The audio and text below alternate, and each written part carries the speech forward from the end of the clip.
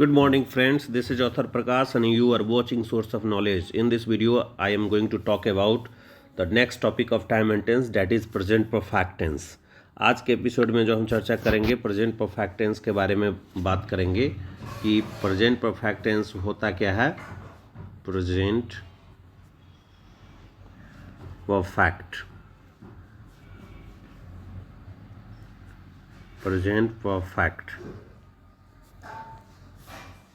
Tense, ये present perfect tense होता क्या है उसको समझेंगे। उसके बाद जो है इसका यूजेस कहाँ किया जाता है, इसका रूल क्या होता है ना, और इसका रूल कहाँ नहीं किया जाता है, इसका यूज कब करेंगे, व्हेन, व्हाई,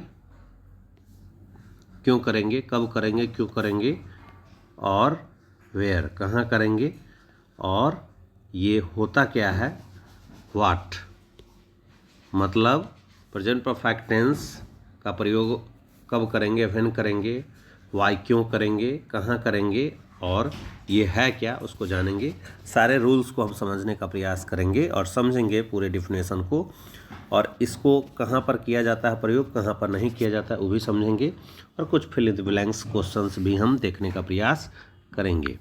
चलिए चलते हैं, इसको हम विस्तृत समझने का प्रयास करते हैं।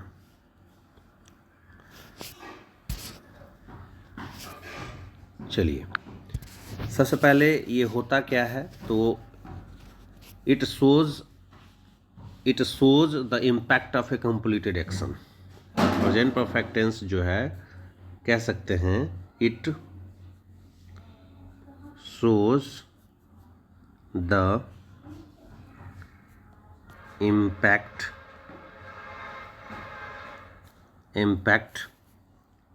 of a completed action।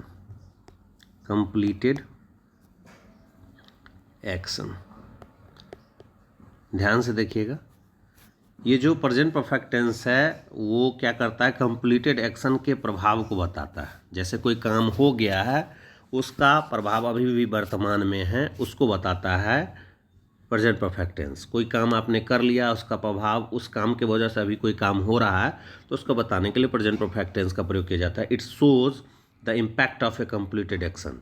इसका प्रयोग जो होता है वो किसी भी जो कार्य हो गया है और उस कार्य के वजह से अभी कोई काम हो रहा है वर्तमान में, तो उसको बताने के लिए प्रेजेंट परफेक्ट टेंस का प्रयोग किया जाता है। याद रखें, प्रेजेंट परफेक्ट टेंस जो होता है वो it is use to show the impact of a completed action.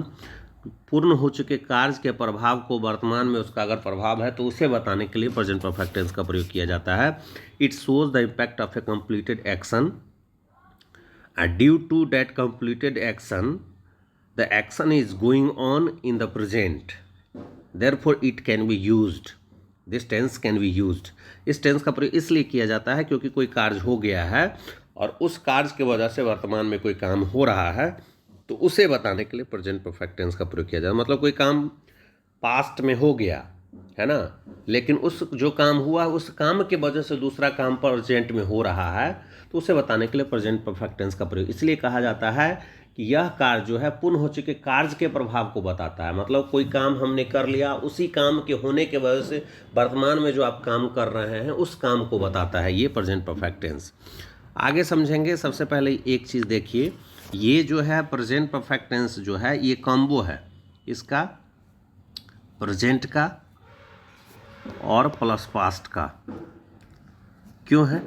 क्योंकि कोई कार्य हो गया, जैसे मैंने कहा आई हैव टेकन टी। इस सेंटेंस को ध्यान से देखिए, मैंने चाय पी लिया है, मतलब मेरे द्वारा चाय पीने का काम पूरा हो गया है, तो ये पास्ट हो गया, पूरा हो गया।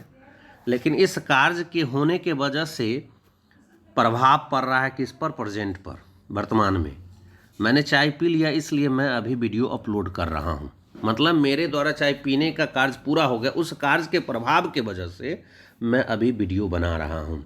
मतलब वर्तमान में इस कार्य का, मैंने चाय पी लिया है, इस कार्य का प्रभाव अभी वर्तमान में है, मैंने चाय पी लिया इसके वजह से मैं अभी वीडियो बना रहा हूँ या मैं पढ़ा रहा हूँ। मतलब कहीं ना कहीं मैंने जो काम किया है चाय पीने का, उस कार्य का प्रभाव वर्तमान में है, और वर्तमान में जो काम अभी हम कर रहे हैं, मैं पढ़ा रहा हूँ, ये किस वजह से है, तो मैंने चाय पी लिया है, मेरे द्वारा चाय पीने का काम पूरा हो गया है, तो ये पास्ट है ना। और इसी कार्य की वजह से ये वर्तमान में अभी जो है मैं चाय पी रहा हूँ और हो रहा है। तो अर्थात ये डबली पास्ट टेंस को बताता है, ये डबली पास्ट टेंस नहीं, ये प्रेजेंट और पास्ट दोनों को बताता है। कोई कार्य भूत में हुआ और उसी कार्य के वजह से वर्तमान में जो कार्य अभी हो रहा है वो हो रहा है, उसको प्रभावित कर रहा है। मतलब अगर मैंने चाय पी लिया है तो मेरे द्वारा चाय पीने का काम पूरा हो चुका है, लेकिन उसका प्रभाव भी वर्तमान में उसी कार्य के पूरा होने की वजह से मैं अभी चाय पी रहा हूँ। मतलब कहीं ना कहीं जो मैंने पीछे काम किया उसका प्रभाव अभी वर्तमान में है, जो भी काम अभी हम कर रहे हैं वो पीछे किए गए कार्य के उसका प्रभाव अभी वर्तमान में है, उसी को बताता है प्रेजेंट परफेक्ट टेंस, याद रखिएगा। और प्रेजेंट परफेक्ट टेंस का अगर हम रूल देखें, रूल क्या होता है प्रेजेंट परफेक्ट टेंस का, तो रूल देखिएगा, subject plus has oblique have plus verb का तीसरा रूप और प्लस ऑब्जेक्ट।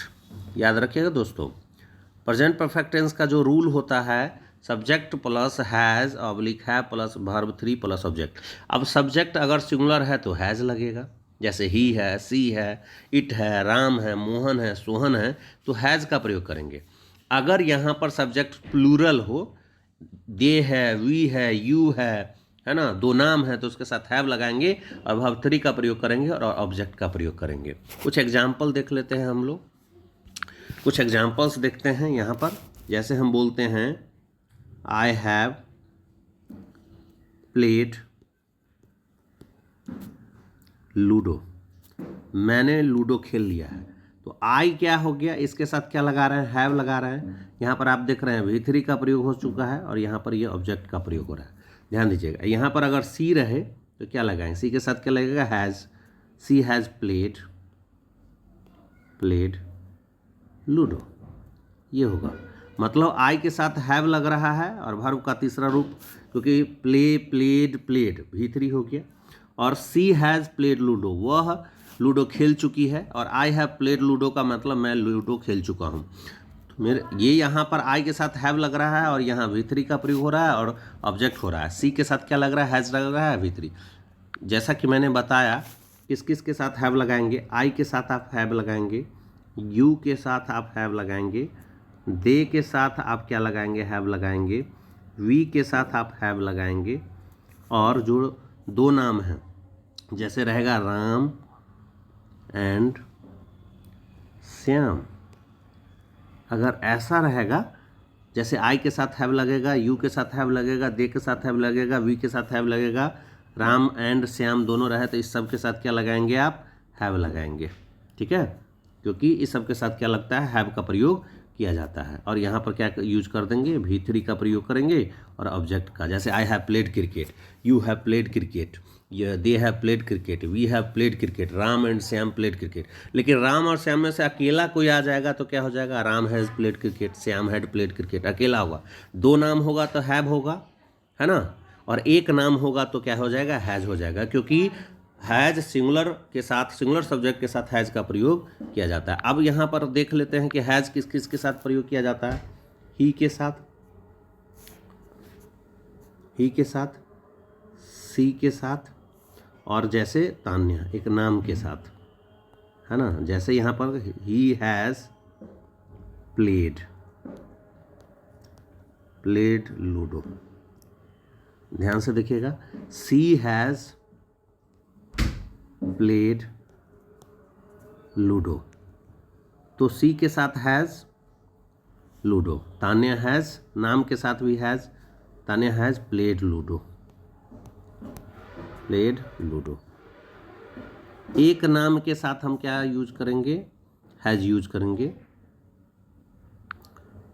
समझ में आ रहा होगा आपको। उसके बाद आगे देखिए, अब एक चीज़ इम्पोर्टेंट है, जैसे हम कहते हैं कि हैज़ हैव का प्रयोग तो आप समझ चुके होंगे, एक नाम के साथ हैज़ का प्रयोग, दो नाम के साथ हैव का प्रयोग, एक से अधिक जितना भी नाम एंड से जुड़ा हुआ हो तो उसके साथ हैव का प्रयोग करते हैं। लेकिन हम आपको बता देते हैं कि किसके रहने पर जो है आप क्या करेंगे, हैज़ हैव और भी थ्री का प्रयोग करेंगे तो याद रखेगा। अगर किसी वाक्य में, याद रखिएगा, अगर किसी वाक्य में क्या रहे, रिसेंटली रहे, उसके बाद ऑलरेडी रहे, येट रहे, ध्यान दीजिएगा, उसके बाद जो है लेटली रहे, उसके बाद आपको बिफोर रहे किसी वाक्य में, किसी सेंटेंस में, बाय द टाइम रहे, उसके बाद आफ्टर रहे, उसके बाद रहे एवर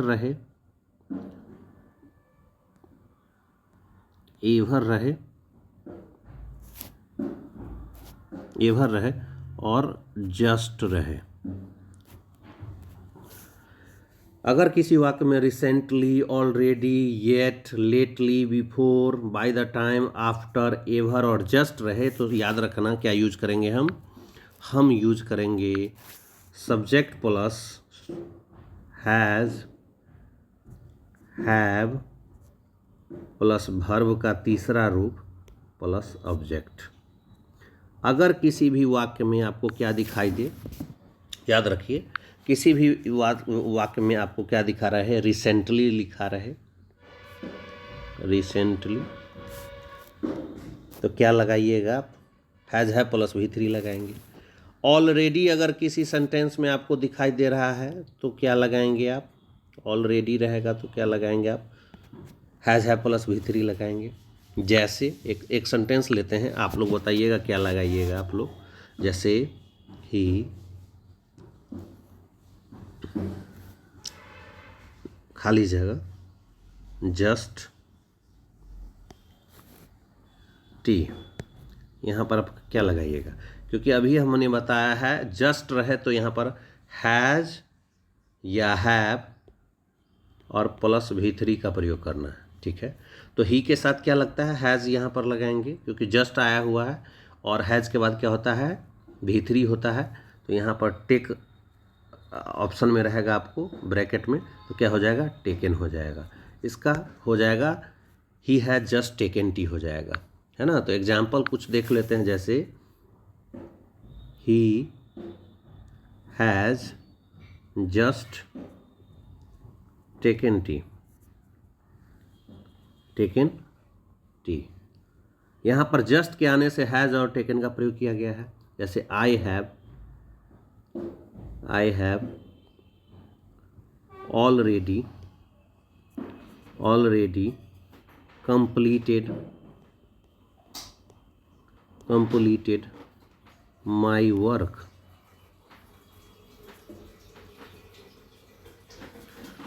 तो I have already completed my work, यहाँ पर ऑलरेडी लग गया इसलिए हैव और कंप्लीटेड V3 का प्रयोग किया गया, ध्यान दीजिएगा। तो किसी वाक्य में recently, already, yet, lately, before, by the time, after, ever and just रहे तो प्रेजेंट परफेक्ट टेंस का प्रयोग किया जाता है। याद रखिएगा, प्रेजेंट परफेक्ट टेंस में किसका प्रयोग नहीं किया जाता है, याद रखिएगा, येस्टरडे रहे, एस्टरडे का प्रयोग नहीं किया जाता है, एस्टरडे, याद रखिए। प्रेजेंट परफेक्ट टेंस में एस्टरडे का प्रयोग नहीं किया जाता, एस्टरडे, लास्ट वीक, उसके बाद है लास्ट ईयर, उसके बाद है लास्ट मंथ, उसके बाद है अगो। इन शब्दों का प्रयोग नहीं किया जाता, इस सब का प्रयोग जो है सिंपल पास्ट टेंस में किया जाता है। और जब इस सब का प्रयोग सिंपल पास्ट टेंस में होता है तो V2 का प्रयोग किया जाता है, याद रखेगा। Yesterday, last week, last year, last month, last day, है ना, अगो, इस सब का प्रयोग जो है सिंपल प्रेजेंट परफेक्ट टेंस में नहीं किया जाता है। इस सब का प्रयोग जो है सिंपल पास्ट टेंस में किया। जब सिंपल पास्ट टेंस में होगा तो वहाँ पर क्या लगाएंगे, V2 का यूज करेंगे, वर्ब के दूसरे रूप का प्रयोग करेंगे। इसमें अगर किसी सेंटेंस में येस्टरडे रहे, लास्ट वीक रहे, लास्ट ईयर रहे, लास्ट मंथ रहे, अगो रहे, तो हम वर्ब का दूसरा रूप यूज करेंगे। लेकिन ये सब नहीं रहे तो वर्ब का दूसरा रूप, सिंपल पास्ट टेंस में इसका इस्तेमाल किया जाता है। लेकिन अगर किसी सेंटेंस में आपको क्या मिल जाए, रिसेंटली मिल जाए, तो वहाँ पर हम प्रेजेंट परफेक्ट टेंस का प्रयोग करेंगे। क्या यूज करेंगे, हैज़ प्लस हैव, हैज़ या हैव ऑब्लिक V3 का प्रयोग करेंगे। अगर ऑलरेडी रहे या आपको येट रहे या लेटली रहे या बिफोर रहे या बाय द टाइम रहे, तो हम प्रेजेंट परफेक्ट टेंस का प्रयोग करेंगे। याद रखिएगा, या जस्ट रहे, इस सब के रहने पर क्या लगेंगे, हैज़ या हैव प्लस वर्ब का तीसरा रूप।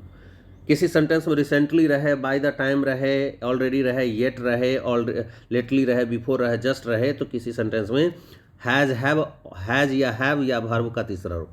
हैज़ हैव का प्रयोग कहाँ किया जाता है, तो आई के साथ हैव का प्रयोग, यू के साथ हैव का प्रयोग, दे के साथ हैव का प्रयोग, दो नाम के साथ हैव का प्रयोग। जैसे आकाश एंड प्रकाश हैव होगा, आकाश के साथ हैज लगेगा, प्रकाश के साथ हैज लगेगा, लेकिन आकाश और प्रकाश को दोनों को जोड़ देंगे एंड लगा करके, इसके साथ हैव लगेगा। अब वर्ब का तीसरा रूप रहेगा। जैसे I have played cricket, you have played cricket, they have played cricket, we have played cricket.